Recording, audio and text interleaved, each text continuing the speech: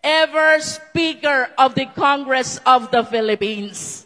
At ito po ang palagi kong sinasabi sa inyo, kung bakit bumabagyo at bumabaha ng biyaya sa 2nd District.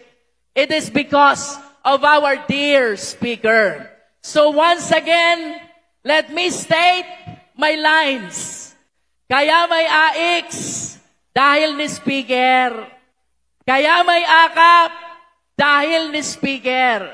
Kaya may tupad dahil ni Speaker. Kaya may mga barangay road dahil ni Speaker. Kaya may patubig dahil ni Speaker. At kaya may groundbreaking ngayon dahil ni Speaker. Kayo po, 3,000 kayong beneficiaryo, makapanggap kayo ng 5,000 pesos cash!